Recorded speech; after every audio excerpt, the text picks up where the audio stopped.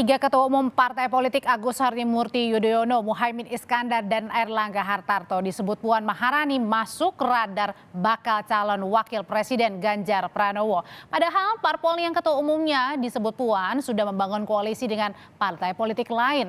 Lalu apakah ini strategi menggoyang koalisi sebelah atau justru keinginan dari PDIP membangun koalisi besar? Untuk mengulasnya sore ini sudah bergabung di Kompas Petang ada Ketua DPP PDIP Syukur Nababan dan pakar komunikasi politik Prof. Karim Suryadi. Sore Bapak-Bapak. Sore. Selamat sore Adri.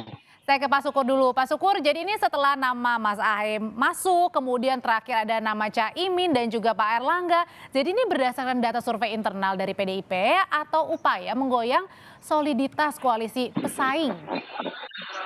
Ya tidak sejauh itulah, kita tidak ada punya keinginan untuk menggoyang koalisi yang sudah terbangun.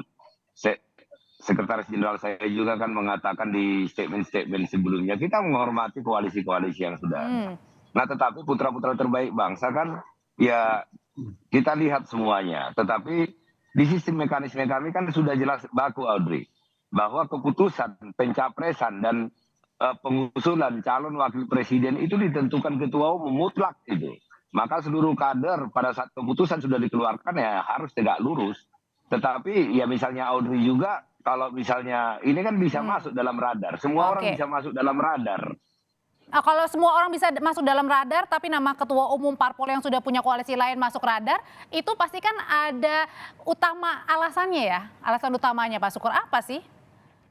Ya seperti yang saya katakan tadi, masuk dalam radar kan itu sah-sah saja. Tetapi keputusan di tangan ketua umum Profesor Dr. Haji Megawati Soekarno Putri kan. Oke. Jadi mutlak. Jadi keputusan itu tidak bisa diganggu dan tidak bisa diintervensi oleh siapapun. Pada saat sama seperti keputusan untuk mencalonkan Mas Ganjar kan. Ya Ibu Mega langsung sendirian. Nah cawapres pun nanti seperti itu. Tetapi apakah nanti Ibu Ketua Umum saya akan mendiskusikan dengan berbagai elemen dan termasuk juga dengan Pak Ganjar kan tentu itu pasti akan dilakukan. Tetapi keputusan untuk siapa mendampingi Pak Ganjar saya yakin itu mutlak di tangan ketua umum saya. Oke, kalau beberapa nama ketua umum parpolnya disebut, ada nama Mas Ahy, Caimin dan juga Pak Airlangga, Prof. Karim yang disebutkan oleh Mbak Puan. Ini artinya apa sih yang dilihatnya, Prof? Ya, memang menjadi kebutuhan bagi PDIP untuk berkomunikasi dengan partai karena dua alasan. Yang pertama, faktanya kalau hanya mengandalkan kerjasama antara PDIP, P3 dan Perindo untuk memenangkan Ganjar Pranowo. Hanura juga udah masuk, Prof. Hanura juga udah masuk, Prof. Ya, Di nama dalam Hanura itu masih berat karena dia kurang lebih 30% gitu ya. Itu yang pertama, sehingga butuh tambahan amunisi. Yang kedua, sampai hari ini Ganjar Pranowo itu kan masih dikesani PDIP banget gitu ya, belum go public. Nah, untuk menambah itu maka jaringannya harus diluaskan. Nah, saya yakin komunikasi antara PDIP dengan Partai Demokrat itu dalam kerangka seperti itu. Jadi serius Meskipun khusus untuk Partai Demokrat dan PDIP ketika berkomunikasi ada tujuan spesifik. Yang pertama mencairkan kebekuan yang selama ini bertahan cukup lama. Mungkin satu generasi begitu ya. Sebab kalau saya lihat misalnya selama pemilu berlangsung di Indonesia, belum pernah terjadi kerjasama atau koalisi antara PDIP dengan Partai Demokrat. Nah, yang kedua, PDIP sebagai partai nasionalis terbuka, terbesar, kan tidak elok kalau misalnya terdengar membangun barikade dengan salah satu partai. Padahal secara ideologis di antara dua partai itu tidak berbeda secara diametral. Jadi bolehlah menurut saya ini merupakan revisi, koreksi kemajuan dari apa yang terjadi sebelumnya. Pernah dikatakan bahwa tidak mungkin koalisi dengan Demokrat karena DNA-nya berbeda kan gitu. Dan dalam politik itu bisa terjadi karena apa? Karena menurut saya sekali lagi di Indonesia terminologi ideologis itu kan tidak seketat yang terjadi di misalnya Amerika. Hitam putih perbedaannya.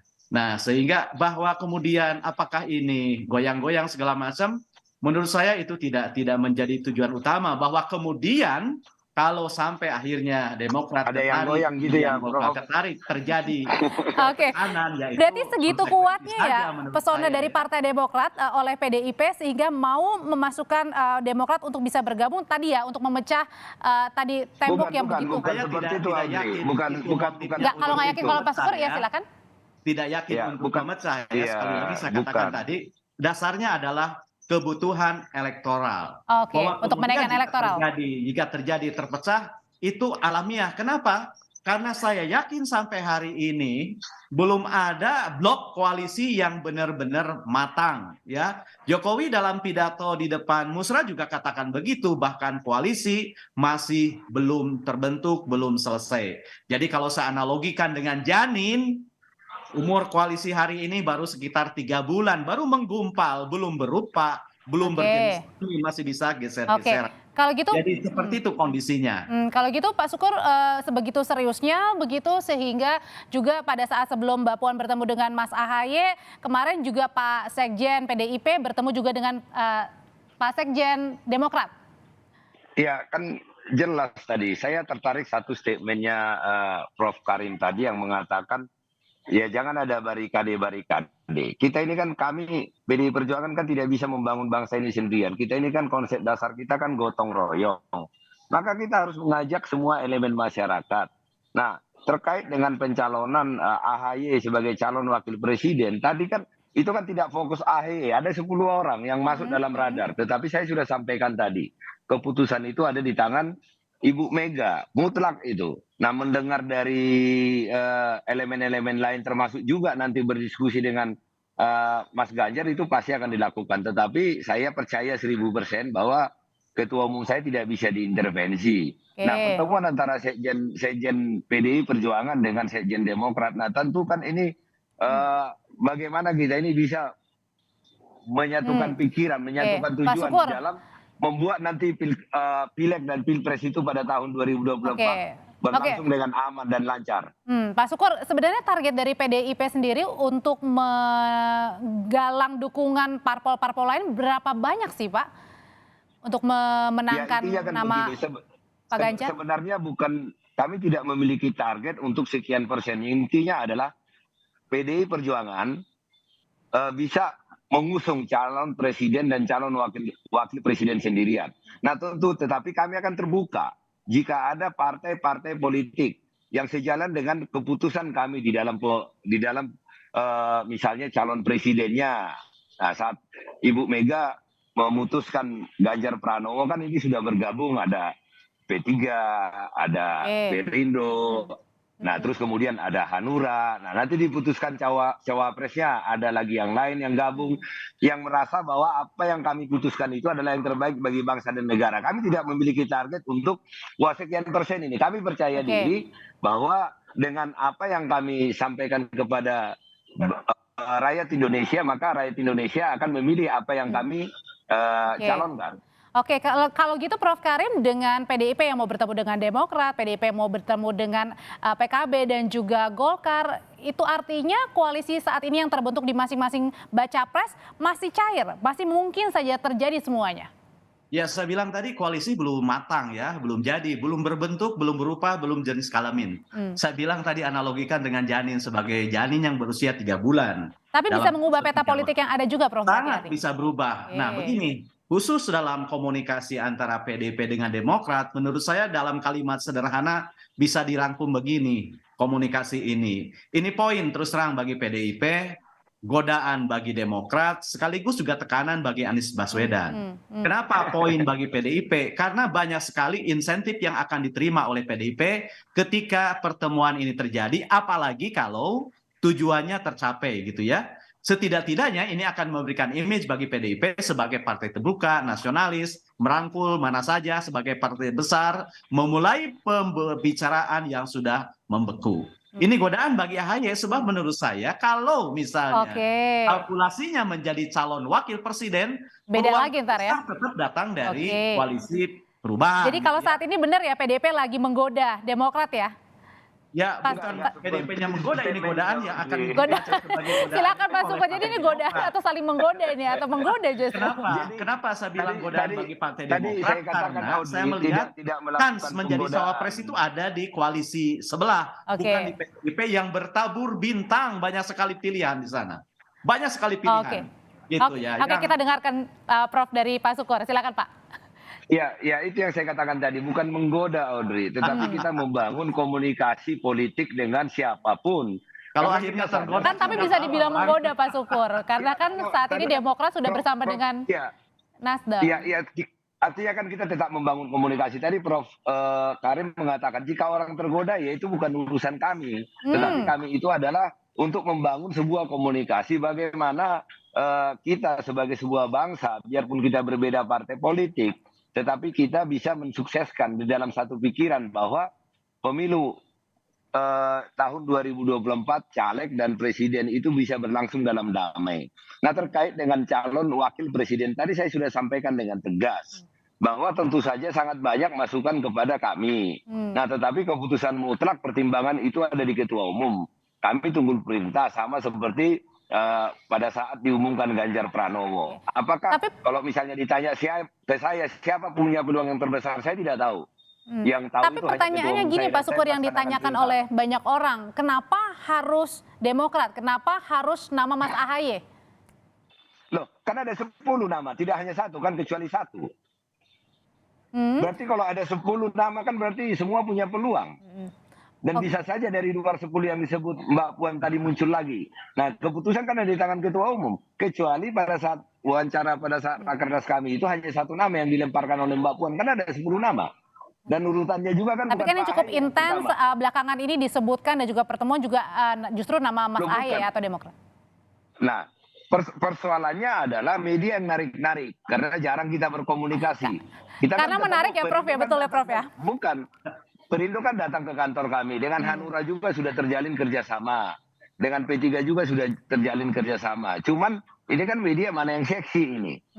Nah, kalau tadi saya sampaikan tadi bahwa bisa saja nanti yang diputuskan Ketua Umum PDI Perjuangan itu di luar daripada yang sebelum disebutkan. Karena itu adalah hak prerogatif beliau. Nah, jadi kalau kecuali ini akan menarik kalau cuma satu nama yang dilemparkan Mbak Puan kemarin. Ini kan 10 nama. Audrey juga. Kalau misalnya saya bilang, sampaikan Audrey, itu bisa saja keluar nama Audrey salah satu kan gitu. Oke. Kalau gitu Prof, sebenarnya semenariknya itu, tapi seberapa besar sih kans Demokrat bisa bersama dengan PDIP? Mungkin justru jangan baca wapresnya juga dari Demokrat, Mas AHY. Ya, menurut saya setipis-tipisnya kemungkinan ya kerjasama itu paling mungkin terjadi di putaran kedua gitu ya.